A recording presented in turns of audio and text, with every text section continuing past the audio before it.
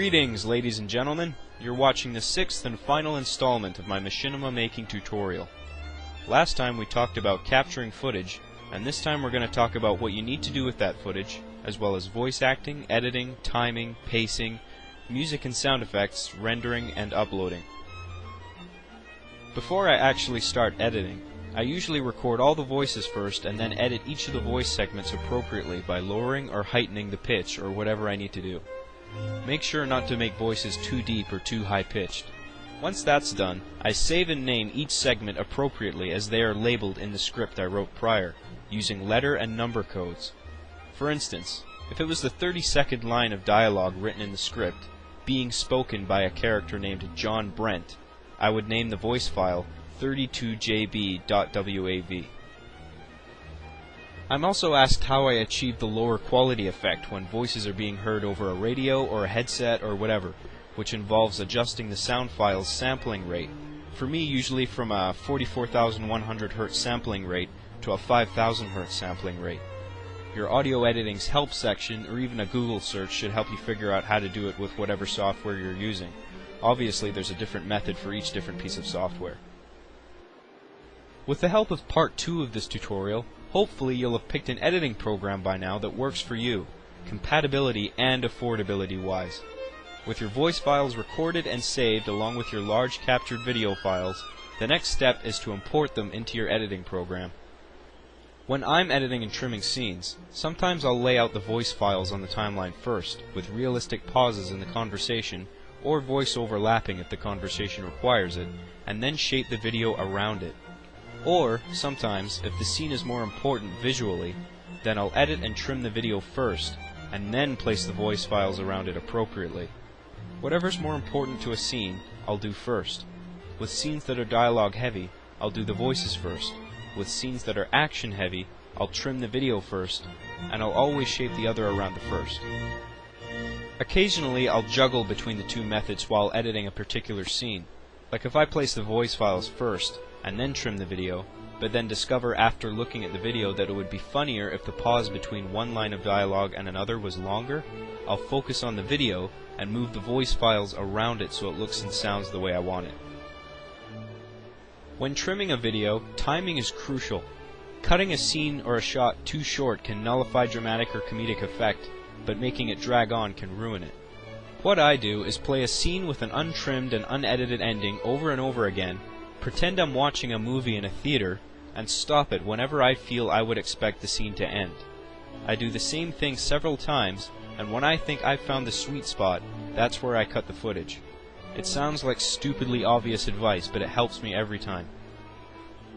Pacing is important, which involves making sure the scenes in the movie are balanced in terms of length and content. Having a long scene in a movie isn't necessarily a bad thing, as long as its content serves a point and is justified, and is placed in an appropriate part in the film relative to the length and content of the other scenes. Audio is everything. From the days I started out until recently, I was using all kinds of different musical pieces from major motion pictures and composers, but due to a recent copyright crackdown, I've had to be more careful. This meant purchasing my own small library of royalty-free music on the internet, which was a few $100s. It's not cheap, but for your machinima, and if you're serious about video production, I recommend this path over using any copyrighted material. And don't forget, you could always use the Halo 3 soundtrack if you wanted, since currently, permission to use it is given on Microsoft's game content usage rules. It could be subject to change, however, so be sure to go over it every now and again. Sound effects are important too, and can really put emphasis on a certain moment or action. Sometimes Halo 3's in-game sound effects might not suffice, or maybe they need to be louder for a particular shot, but heightening the game volume would mean also heightening the background noise in the game, which might defeat the purpose of increasing the volume to make a certain sound more apparent. That's where your sound effects come in handy, and can be placed over the sound effects in the game. Don't worry so much about your added sound effects not being consistent with the in-game sound effects. If you think a certain sound would make a particular shot or scene great, go for it. Like with anything else though, stay within the realm of reason. Once you've wrapped up your film with some nice looking credits, it's time to render. Typically I do my final renders in WMV format.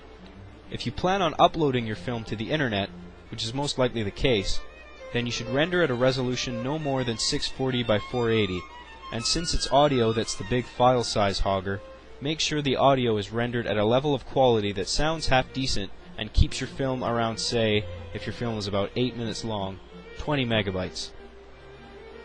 When your video is finally up on the worldwide interwebs for everyone to see, there's not much advice I can give you on getting yourself recognized, other than if your work is of good quality, enjoyable, and addictive, people will catch on without any need for major advertisement. We now return to Jack Hogg. But Dad, you can't go. You can't leave me. I've got to, champ. After the car accident, due to some strange twist of fate, my soul inhabited this car. What would your friends think of me? Your future wife. My wife? Ew, Dad. It's only a matter of time before you'll be interested in girls, son. I'll miss you. I love you, son. I love you too, Dad.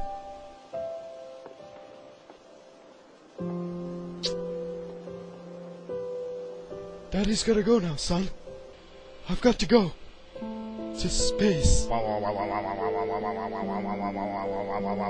Goodbye, son. Remember to brush your teeth. And wash behind your ears. Oh! Oh! Oh! I guess there really is such thing as miracles. At least that's how it was for me in Master Chief Sucks at Halo.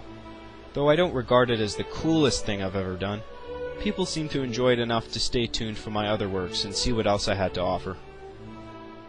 Well, I think that just about does it. I'd like to thank you for watching, and wish you good luck in your machinima endeavors. If you have any questions that aren't answered in any of my tutorial segments, in my frequently asked questions on my blog, or answered easily by a 5-second Google search that your ass is too lazy to do, you can email me and I'll try and find time to respond. See you later!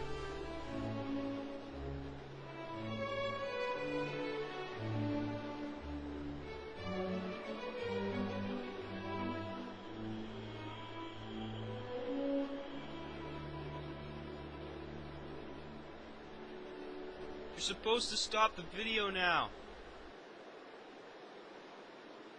Go away!